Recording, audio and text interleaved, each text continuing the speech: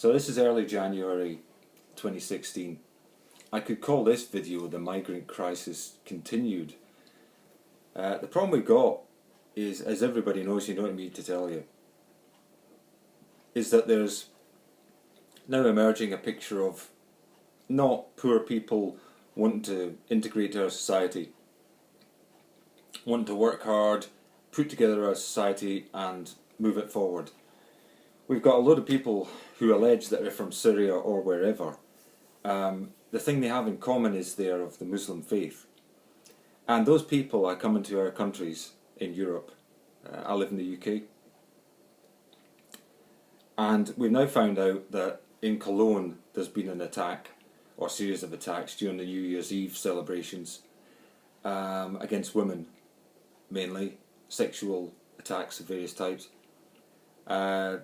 Sweden has had similar ones. They both tried to cover it up. Now, the Swedish Police chief said, no, not tried to cover it up, we just didn't tell.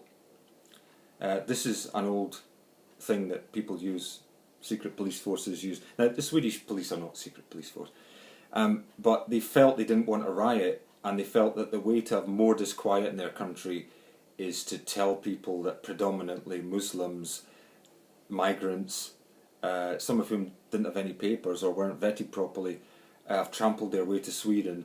They don't want to portray these people as being predators and aggressive and blonde-hating, white-skin-hating thugs who hate women. You know, misogyny is probably too weak a term for it.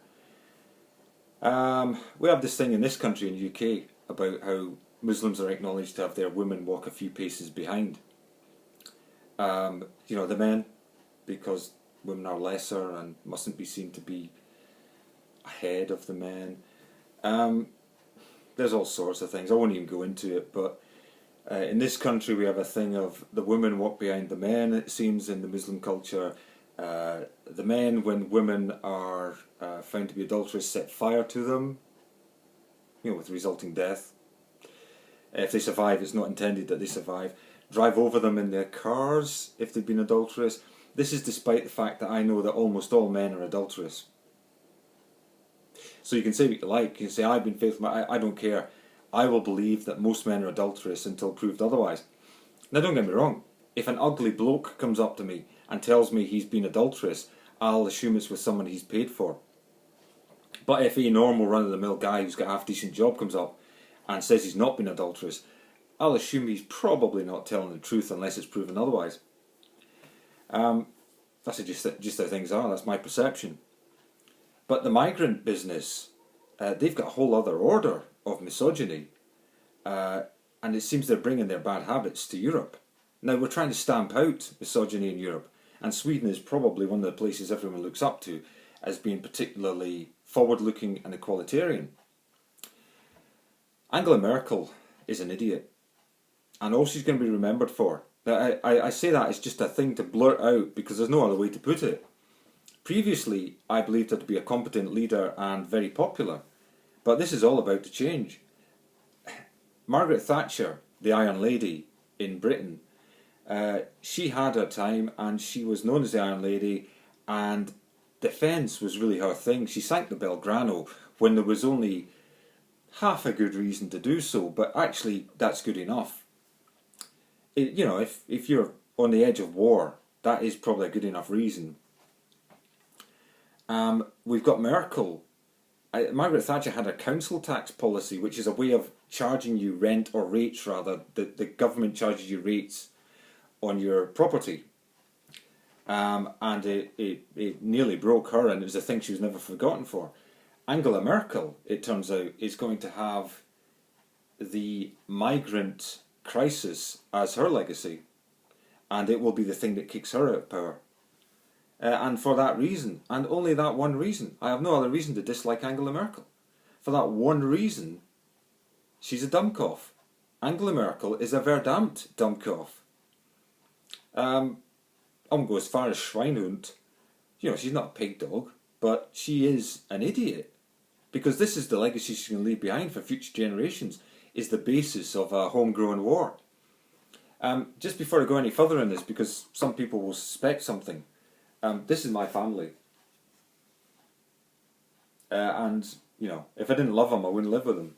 That's some cousins in the corner there. I just begin to feel that there needs to be something like the International Coalition of Tolerance. You know, Coalition of the Tolerant, ICOT, you know, call it what you like. But it's probably not going to include a lot of Muslims, because Muslims have clearly shown over decades now they're incredibly intolerant of other cultures. Now, if you're a tolerant Muslim, I apologise. But we've ended up with a situation in the UK, and this is replicated throughout Europe, where most Muslims do decide to set up camp on their own, and they have their own little countries within our country. And as anybody knows, if you have that, that is the beginning of some kind of very ugly and long and tangled revolution. And their book, the Qu'ran, says it all. The Qu'ran talks about the infidels, the non-believers, and they are to be waged war upon and all this. Now, I'm sure somebody can produce a passage of the Qu'ran that says that that's not the case. The trouble is, that's what constantly is being done. There's examples of things like, which are not easy to fake, things like groups of Muslims who are allegedly stoning Catholics coming out of church. Now, I'm sure there's some Catholics down in that church in the south of France who don't particularly like Muslims. I'm sure there's some Muslims that don't like Catholics. But if it gets to the stage where you're stoning people as they're coming out of the church, and it is their country, Europe's going to have to wake up now, and we're going to have to adopt more of an attitude that the Americans did adopt, but not go as far as they have, but we have to have an attitude that security is important.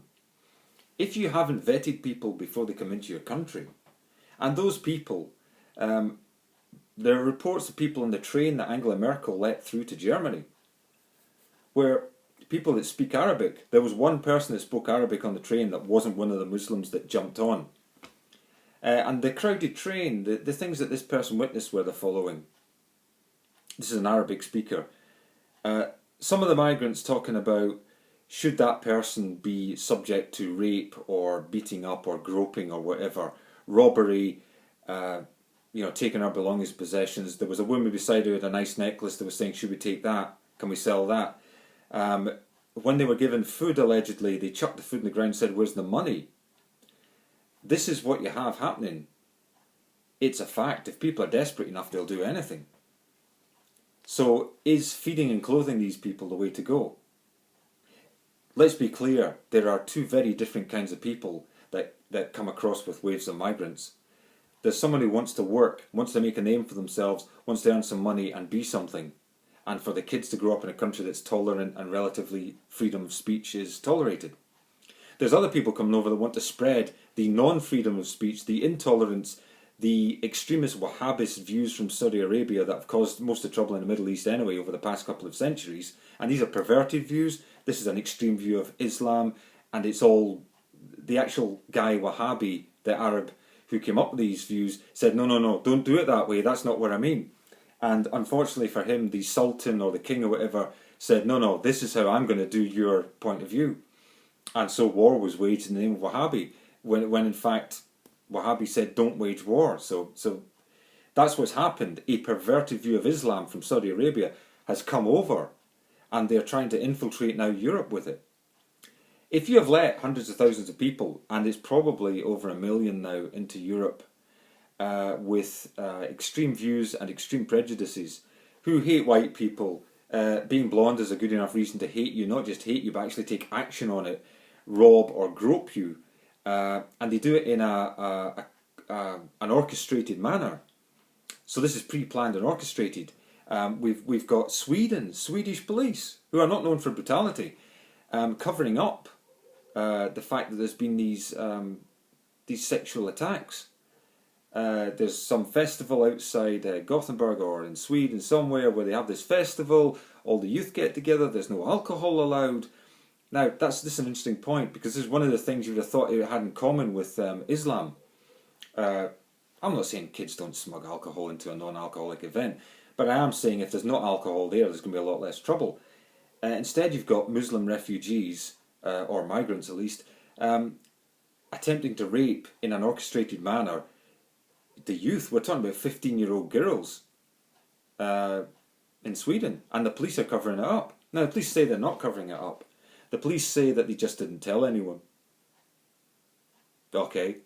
I can understand why they say that that's not covering it up, but it sounds awfully to me like for the victims and for ordinary people, that is covering it up. And the Swedish police are not badly thought of. Anyway, then you've got the thing that came out of Cologne. All these similar sexual attacks in Cologne that's just come out. And this is what's led to, apparently, the investigations that led further to finding out these things in Sweden. So the Cologne attacks, which my spouse said to me, you keep in touch with all that stuff. How come you don't know about these Cologne attacks? And of course the reason is because it's hushed up. It didn't come out as one big headline. It came out as a kind of leaching osmosis thing, leaking out. So this is why I say Europe needed to be better than the Titanic. The Titanic, if you remember, was a ship that had its hull breached and let a load of water in, but was meant to compartmentalise the water that seeped in so the ship would float if only one or two compartments got filled, right? Great idea. They didn't build it that way, which is why, because they didn't build it to design for financial or time reasons, that's why the Titanic sank.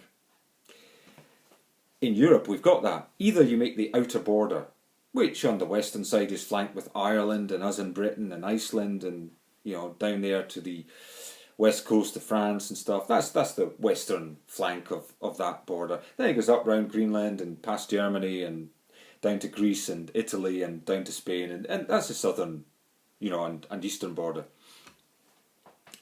Either you make the outer hull, the outer border, really, really strong, or the inner borders have to be pretty strong as well, so that only one gets filled up with migrants, and then you keep them there until you absolutely vet them.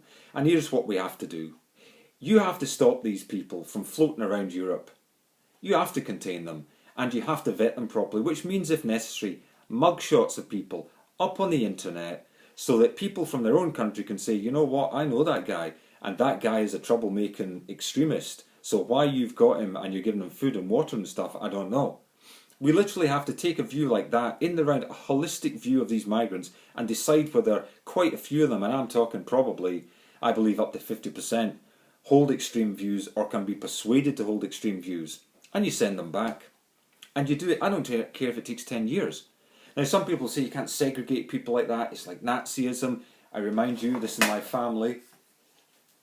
This is my family. Hitler didn't have a family like this.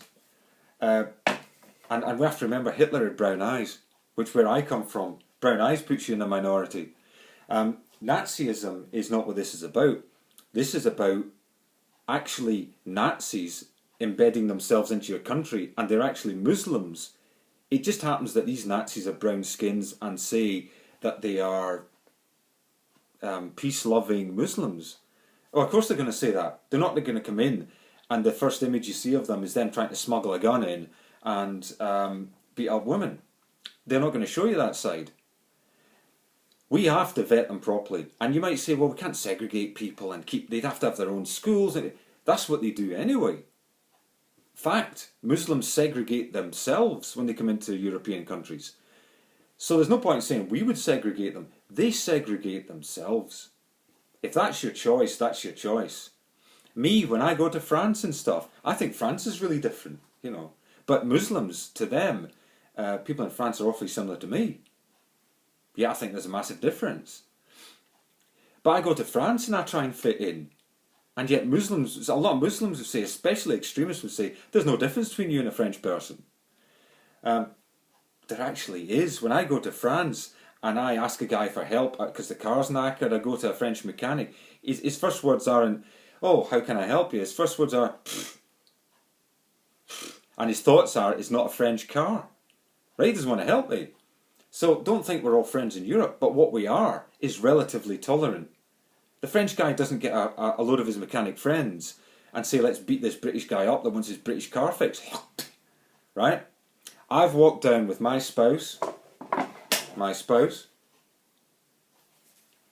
I've walked down with my spouse through Leeds, and a bunch of Muslim youths have gone and spat as they walk past us. And I've heard white people say to me when I've told this story, well, maybe they were just spitting at the time. Yeah, sure. If you want to believe that kind of pie-in-the-sky dream world, you go ahead. There are, I say this, 50% of these migrants that have come in are deliberately targeting us. And the 50% are not people who have risked their lives to come to Europe in some raggy boat and their families sunk. It's not that 50%. This 50% is orchestrated and paid for by some Saudi Arabian. Get with it. We need to have an international coalition of the tolerant, and it will damn well not include Muslims, because it can't. The Muslim faith is not tolerant, and that's the problem. Unless you're prepared to have a more tolerant version of the Muslim faith, which a lot of Muslim people in Britain adopt, let's be fair, unless you are prepared to move like they have moved in terms of their outlook, you're never going to be sufficiently part of our society so that you're not a danger to it. Security is the first job of government, and the European governments have failed, ergo Merkel is a Dummkopf. I can't believe I'm saying it. Smart lady, but how dumb can smart people be? Thanks for watching and listening.